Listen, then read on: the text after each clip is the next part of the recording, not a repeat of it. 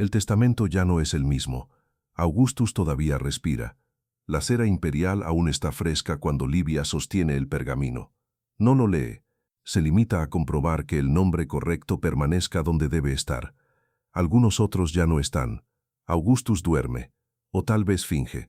Su respiración es irregular, frágil, como si cada inhalación necesitara permiso. Mañana, o quizá antes del amanecer, Roma tendrá un solo heredero posible. Coloca el pergamino sobre la mesa de mármol junto a versiones anteriores.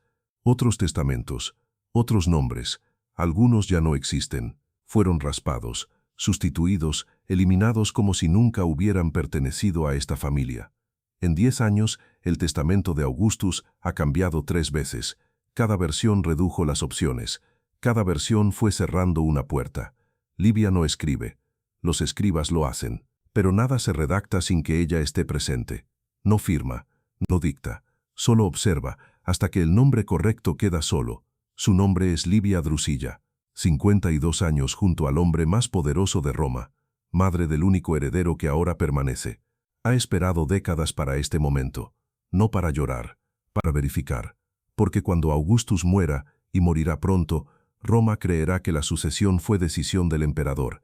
Pero en esta habitación existe otra posibilidad, que la decisión no se haya tomado hoy, que haya sido preparada hace años, y que esta noche solo se esté confirmando. En esta habitación, en Nola 14 DC, esa pregunta está a punto de responderse, o tal vez ya fue respondida hace tiempo. Y lo que ocurre ahora es simplemente la revelación de decisiones tomadas en habitaciones a las que nadie más tuvo acceso. Livia observa a Augustus. Su rostro es una máscara. No muestra nada. Nunca lo hace. Esa es su herramienta más efectiva. El silencio, la paciencia, la capacidad de estar presente sin ser vista, de influir sin dejar rastro. Mañana, o tal vez pasado mañana, Augustus estará muerto, y entonces se verá si 52 años de espera han producido el resultado que ella necesitaba. Para entender lo que está pasando en esa habitación, necesitas retroceder, no al principio de todo, sino al momento en que Livia entendió que tenía un problema. Año 4 de CIE, 10 años antes de esta escena en Nola. Augustus tiene 66 años. Está envejeciendo, pero todavía fuerte, todavía activo, todavía gobernando Roma, con una mano que parece firme. Pero hay una cuestión que no puede ignorar: la sucesión. Roma fingía ser república, pero todos sabían quién decidía. Y cuando no hay reglas claras de sucesión, cada muerte pesa un poco más. Augustus no tiene hijos varones.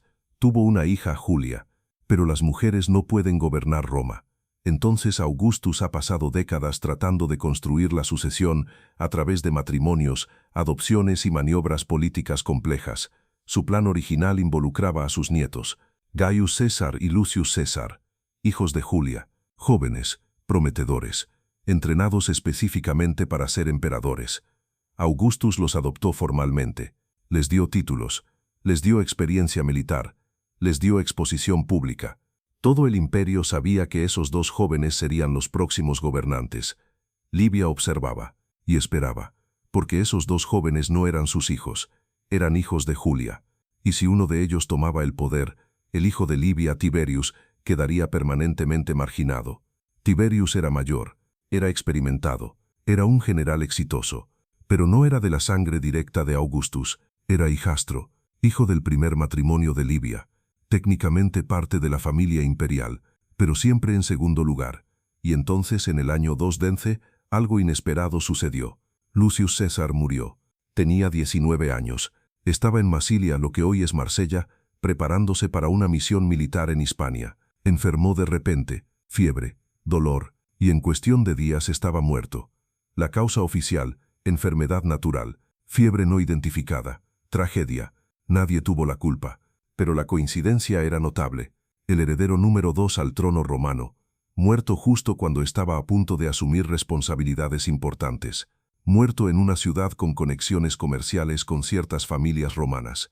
Familias que tenían razones para preferir una línea de sucesión diferente. No había evidencia de envenenamiento. Los médicos de la época no eran sofisticados para detectar venenos.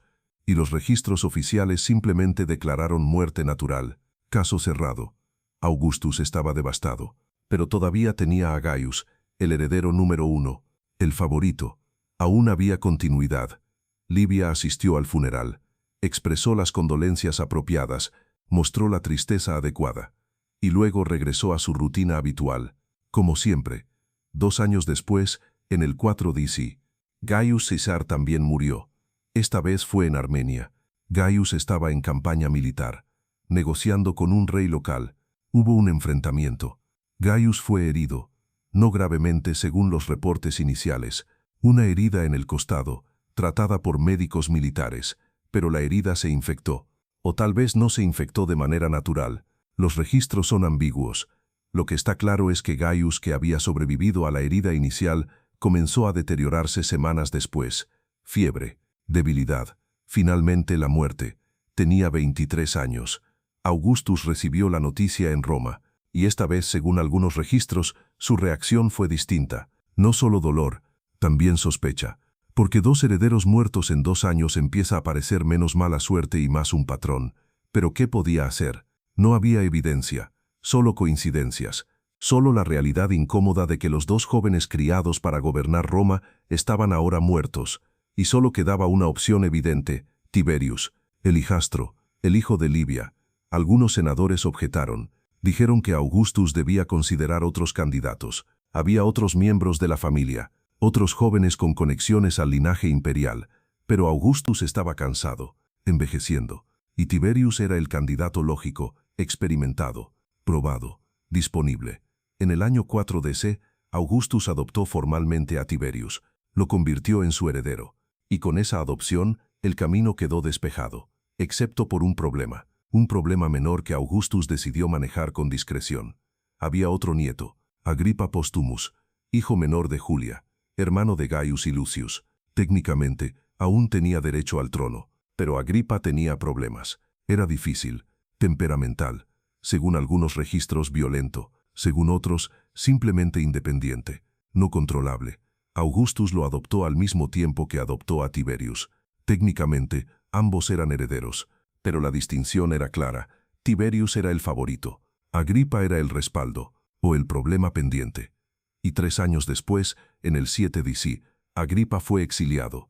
La razón oficial: comportamiento inaceptable, violencia contra sirvientes, insubordinación. Augustus ya no podía tolerar su conducta. Agripa fue enviado a Planacia, una isla pequeña, aislada, sin manera de escapar, sin manera de comunicarse con Roma. En la práctica, fue borrado de la sucesión sin ser ejecutado formalmente, y con Agripa fuera del camino, Tiberius quedó como único heredero claro. No era desorden, no era caos, era procedimiento, era método, era una estructura de poder reconfigurándose gradualmente hasta que solo una opción permanecía. Livia nunca participó abiertamente en ninguna de estas decisiones. No podía. Las mujeres no votaban en el Senado, no comandaban ejércitos, no ejecutaban órdenes oficiales, pero ella estaba presente, en las cenas donde se discutían estas cuestiones, en las habitaciones donde Augustus consultaba con sus consejeros, en los momentos privados en que expresaba dudas o preocupaciones, y según algunos, Tácito escribió sobre esto décadas después, con un cuidado inusual en su lenguaje. Livia tenía la capacidad de hacer que ciertas ideas parecieran razonables, que ciertas soluciones parecieran inevitables, que ciertos problemas parecieran más urgentes de lo que quizá eran, no con argumentos abiertos, no con presión directa, sino con sugerencias suaves, con preguntas bien colocadas, con recordatorios oportunos de asuntos que necesitaban atención. ¿Agripa era realmente tan problemático como los reportes sugerían? ¿O los reportes fueron seleccionados para presentar una imagen específica? ¿Las muertes de Gaius y Lucius fueron realmente naturales? ¿O solo parecieron naturales porque nadie buscó evidencia de lo contrario? Estas preguntas no tienen respuestas definitivas. Y esa es, precisamente, la razón por la que la historia de Livia resulta tan inquietante. No porque exista evidencia clara de culpabilidad, sino porque hay un patrón de coincidencias tan perfectamente alineadas que parecen demasiado convenientes para ser accidentales. Pero hay un momento en esta secuencia de eventos que merece atención especial. Un momento que revela algo sobre cómo funcionaba el poder en Roma, y sobre cómo Livia lo ejercía. Después de que Gaius murió, Augustus estaba devastado. Según Suetonio, se retiró de la vida pública durante semanas. No quería ver a nadie. No quería tomar decisiones. Estaba procesando la pérdida de 2 nietos en apenas 2 años. Y en esas semanas, alguien tuvo que mantener el gobierno en marcha. Alguien tuvo que asegurarse de que las órdenes fueran emitidas, los documentos firmados, las decisiones tomadas. Oficialmente el Senado asumió responsabilidades temporales, pero el Senado de esa época no era un cuerpo independiente. Era una extensión de la voluntad de Augustus, y con Augustus ausente, había un vacío. Livia no llenó ese vacío de manera oficial, pero según varios registros fragmentarios, fue la persona a quien los senadores acudían cuando necesitaban saber qué quería Augustus. Ella transmitía mensajes, clarificaba intenciones, aseguraba continuidad. No era poder oficial, pero era poder real, porque en ese momento ella era el único canal de acceso a Augustus, y quien controla el acceso controla la información, y quien controla la información termina controlando las decisiones. Este patrón se repetiría durante la década siguiente, Augustus envejeciendo, Livia siempre presente, siempre útil, siempre asegurándose de que las cosas funcionaran con suavidad. Y gradualmente, la gente comenzó a tratarla no solo como la esposa del emperador, sino como algo más, como una figura de autoridad por derecho propio, como alguien cuya opinión importaba no porque Augustus lo dijera, sino porque ella había construido una red de conexiones e influencia que funcionaba por sí misma. Para el año 14 de CIE, cuando Augustus finalmente estuvo en su lecho de muerte, Livia llevaba décadas construyendo esa posición. Y ahora, todo dependía de si Augustus realmente moriría con el testamento que ella necesitaba que tuviera. Volvamos a Nola. Agosto 14 de CIE. Augustus ya no gobierna, apenas respira. Los médicos no discuten el desenlace, solo el momento. Tiberius aún no ha llegado. Es demasiado lejos. En la habitación queda una sola decisión pendiente. Livia es la única familia presente cuando Augustus pide el testamento por última vez. Y en algún punto de esas últimas semanas ocurre algo que nadie registra oficialmente, pero que todos los historiadores posteriores consideran sospechoso. Augustus revisa su testamento, una vez más, y realiza modificaciones finales. No sabemos qué cambió, solo sabemos el resultado. Pero sabemos que el testamento final de Augustus, el que se leyó tras su muerte, nombraba a Tiberius como heredero principal, sin ambigüedad, sin alternativas. ¿Ese fue siempre el contenido del testamento? ¿O se modificó en esas semanas finales en Nola? No hay forma de saberlo con certeza. Pero hay un detalle que vuelve suspicaces a los historiadores. El testamento fue modificado cuando Augustus estaba tan débil que apenas podía hablar, cuando Livia era la única persona de la familia presente, cuando Tiberius estaba convenientemente ausente, y cuando Augustus finalmente murió, 19 de agosto 1410, el proceso de transición fue notablemente suave. Demasiado suave, dicen algunos, como si cada paso hubiera sido planificado, ensayado. El testamento se abrió, Tiberius fue nombrado heredero, el Senado fue convocado. En cuestión de horas, Tiberius fue confirmado como nuevo emperador. No hubo debate, no hubo objeciones significativas, no hubo caos. Y entonces ocurrió algo más, algo que completa el patrón de forma inquietante. Agripa Postumus fue ejecutado. Recordatorio, Agripa llevaba 7 años en el exilio, en una isla remota, sin amenaza real para nadie, técnicamente aún miembro de la familia imperial, pero completamente impotente. Horas después de la muerte de Augustus, una barca militar llegó a Planasia. No hubo juicio, no hubo anuncio oficial. Agripa Postumus fue sacado de su alojamiento antes del amanecer, atado, sin explicación. El soldado que recibió la orden no discutió el nombre, solo confirmó el sello. Y cuando salió el sol, el último nieto de Augustus ya no existía. ¿Quién firmó esa orden? Nadie admitió haber dado la orden. Algunos señalaron a Augustus, otros a Tiberius, algunos susurraron el nombre de Livia, pero Agripa murió igual, y con eso la transición quedó completa. Todos los demás herederos potenciales estaban muertos. Tiberius era emperador, y Livia, oficialmente solo la viuda del emperador anterior, era en los hechos la persona que había estado presente en cada paso crítico del proceso. Los años siguientes revelaron algo más sobre la dinámica de poder entre Livia y Tiberius. Tiberius era emperador. Tenía todo el poder formal. Podía emitir órdenes, comandar ejércitos, tomar decisiones de vida o muerte, pero Livia conservaba influencia, y Tiberius la odiaba por ello. Según varios historiadores, la relación entre madre e hijo era tensa. Tiberius sentía que su madre lo había manipulado toda su vida, que había orquestado su ascenso no por amor, sino por ambición propia, que él era instrumento más que hijo, y Livia, por su parte, probablemente sentía que había invertido décadas construyendo el camino para que Tiberius tomara el poder. Y ahora que lo tenía, él se mostraba ingrato, distante, difícil. No hubo ruptura abierta, no podía haberla, sería un escándalo, pero hubo distancia, frialdad. Tiberius comenzó a tomar decisiones sin consultarla. Livia empezó a expresar opiniones en público, algo que rara vez había hecho, quizá intentando mantener relevancia. Y entonces, en el 29 DC, 15 años después de la muerte de Augustus, Livia murió. Tenía 86 años, una vida extraordinariamente larga para su época. Tiberius no asistió a su funeral, estaba en Capri.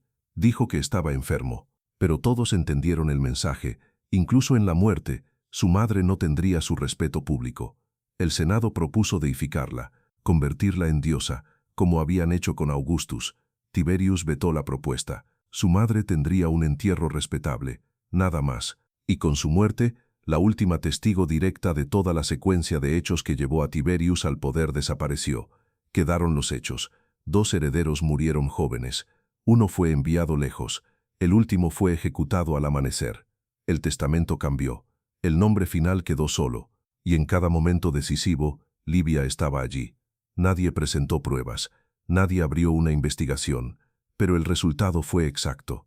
Tal vez nunca necesitó dar una orden. Tal vez bastaba con estar allí, con escuchar primero, con hablar al final, con repetir la duda adecuada en el instante preciso. El poder no siempre actúa. A veces solo orienta, pero hay un costo en este tipo de poder. Un costo que Livia pagó en sus últimos años. Para cuando Tiberius se convirtió en emperador, Livia tenía 70 años. Había pasado toda su vida adulta construyendo hacia ese momento. Y cuando por fin llegó, descubrió que no podía disfrutarlo, porque Tiberius no quería su consejo, no quería su presencia, no quería nada de ella, salvo que se retirara y lo dejara gobernar sin su sombra. Y Livia, que había sido paciente durante décadas, que había esperado tanto para ver a su hijo en el trono, descubrió que la victoria era vacía, que había construido algo que ahora la rechazaba. Pasó sus últimos 15 años intentando mantener relevancia, intentando asegurarse de que su legado fuera recordado, intentando influir en acontecimientos que, cada vez más, sucedían sin ella. Y cuando murió, su hijo no vino, no honró su memoria en público, no permitió que fuera deificada. El mensaje era claro. Tiberius quería que la historia recordara que él era emperador por derecho propio, no por maniobras de su madre, no por un plan suyo, sino por su propia capacidad y legitimidad. A preguntarse si fue algo más que esposa y madre, si quizá fue la arquitecta de una de las transiciones de poder más eficaces en la historia romana, si quizá fue la arquitecta de una de las transiciones de poder más eficaces en la historia romana. Pero incluso ahora, 2000 años después, no podemos estar seguros, solo podemos observar el patrón y preguntarnos, y tal vez esa sea la lección más importante de la historia de Livia, que el poder más eficaz es el que nunca puede probarse por completo. El poder que opera en suficientes sombras para ser negable, pero con la luz justa para ser efectivo. ¿Augustus lo supo alguna vez? Esa es, quizá, la pregunta más inquietante de todas. En sus últimas semanas en Nola, cuando estaba demasiado débil para moverse, demasiado enfermo para pensar con claridad, entendió que su esposa había estado moldeando su legado durante décadas. Supo que los nietos que había amado murieron en momentos sospechosamente convenientes. Supo que el otro nieto fue exiliado, tal vez basándose en reportes cuidadosamente seleccionados. Supo que su testamento fue modificado repetidas veces. O vivió y murió convencido de que había tomado todas esas decisiones por sí mismo. Que eligió a Tiberius porque era la mejor opción. Que las muertes fueron tragedias. Que el exilio fue necesario. No hay forma de saberlo. Augustus no dejó un diario. No hay registro de conversaciones privadas con Livia. Solo silencio. Pero hay un detalle que algunos historiadores consideran significativo. Según Suetonio, en las últimas horas de Augustus pidió un espejo. Quería ver su reflejo. Cuando se lo trajeron, miró su rostro durante largo tiempo. Luego preguntó a los presentes, ¿he actuado bien mi parte? Es una cita famosa. Generalmente se interpreta como una reflexión sobre su actuación pública, sobre el papel de emperador que desempeñó durante más de 40 años. Pero algunos se preguntan si hablaba solo de eso, preguntaba por su actuación pública o por su papel en un drama más privado, si había sido un actor convincente en el plan de otra persona. No hay respuesta, solo la pregunta, suspendida en el aire, como tantas otras sobre Livia. Cuando Livia murió en el 29 fue enterrada en el mausoleo de Augustus, junto a su esposo, junto a los nietos que habían muerto antes que él, junto a toda la familia que vio ascender y caer. No hay epitafio registrado, no hay palabras finales, solo una tumba en el mausoleo, marcando el final de una vida extraordinariamente larga.